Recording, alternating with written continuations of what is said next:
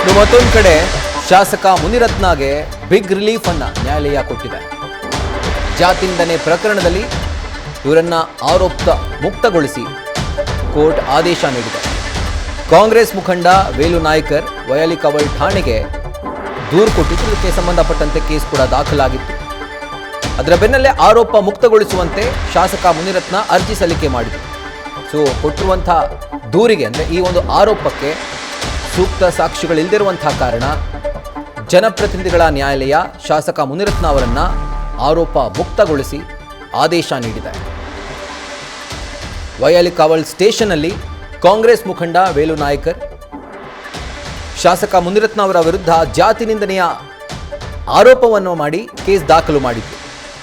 ಅದಕ್ಕೆ ಸಂಬಂಧಪಟ್ಟಂತೆ ಯಾವುದೇ ರೀತಿಯಾದಂಥ ಅಂದರೆ ಅದಕ್ಕೆ ಬ್ಯಾಕಪ್ ಮಾಡುವಂಥ ಯಾವುದೇ ಒಂದು ಸಾಲಿಡ್ ಸಾಕ್ಷಿಗಳು ಇಲ್ಲದೇ ಇರುವಂಥ ಕಾರಣಕ್ಕೆ ಸಾಕ್ಷಿಗಳ ಕೊರತೆಯಿಂದಾಗಿ ಇವರನ್ನು ಜನಪ್ರತಿನಿಧಿಗಳ ನ್ಯಾಯಾಲಯ ದೋಷ ಮುಕ್ತಗೊಳಿಸಿದೆ, ಆರೋಪ ಮುಕ್ತಗೊಳಿಸಿದೆ.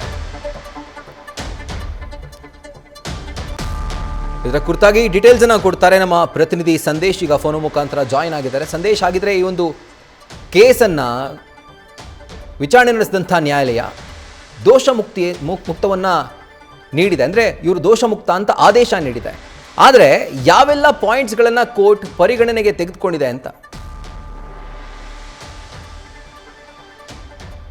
ಆರೋಪ ಮಾಡಿ ಒಂದು ಪ್ರಕರಣ ದಾಖಲಾಗಿತ್ತು. ಆ ಪ್ರಕರಣಕ್ಕೆ ಸಂಬಂಧಪಟ್ಟಂತೆ ಯಾವುದೇ ರೀತಿಯ ಸಾಕ್ಷ್ಯಾಧಾರಗಳನ್ನ ಅಂದ್ರೆ ಸರಿಯಾದ ರೀತಿಯ ಅಥವಾ ಸೂಕ್ತ ಸಾಕ್ಷಿಗಳನ್ನ ಸಲ್ಲಿಸುವಲ್ಲಿ ಎಲ್ಲೋ ಒಂದ್ ಕಡೆ ವಿಫಲರಾಗಿದ್ದಾರೆ. ಜೊತೆಗೆ ಈ ಒಂದು ಆರೋಪ ಏನಿದೆ, ಆರೋಪಕ್ಕೆ ಸಂಬಂಧಪಟ್ಟಂತೆ ಯಾವುದೇ ಸೂಕ್ತ ಸಾಕ್ಷಿಗಳನ್ನ ಸಲ್ಲಿಕೆ ಮಾಡಿಲ್ಲದ ಕಾರಣ ಈ ಒಂದು ಕೇಸ್ನಲ್ಲಿ ಈಗ ಸದ್ಯ ಮುನಿರತ್ನ ಅವರನ್ನ ಆರೋಪ ಮುಕ್ತ ಮಾಡಿರುವಂತದ್ದು. ಅಂದ್ರೆ ಪ್ರಮುಖವಾಗಿ ವೇಲು ನಾಯ್ಕರ್ ಏನಿದ್ದಾರೆ, ಇವರು ವಯಾಲಿಕಾವಲ್ ಪೊಲೀಸ್ ಠಾಣೆಗೆ ದೂರನ್ನ ನೀಡಿರ್ತಾರೆ. ಅಂದ್ರೆ ಗುತ್ತಿಗೆದಾರನೊಬ್ಬನ ಬಳಿ ಹೋಗಿ ಅವರು ಹಣವನ್ನ ಪಡೆಯುವಂತ ಸಂದರ್ಭದಲ್ಲಿ ಅಥವಾ ಲಂಚಕ್ಕೆ ಕಿರುಕುಳವನ್ನ ನೀಡ್ತಾ ಇದ್ರು.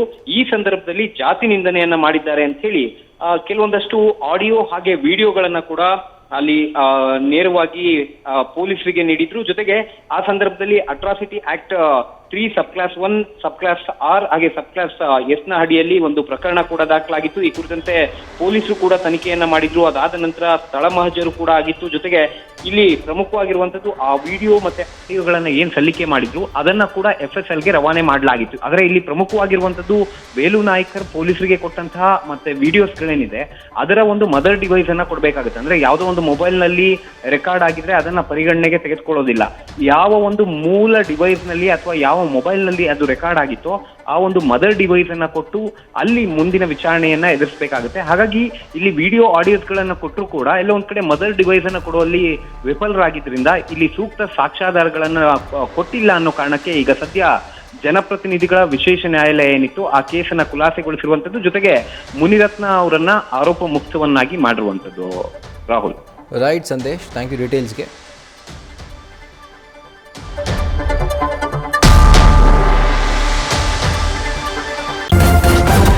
ನ್ಯೂಸ್ ಫಸ್ಟ್ ನಿರ್ಭೀತಿಯಿಂದ ನಿಮ್ಮ ಪರವಾಗಿ.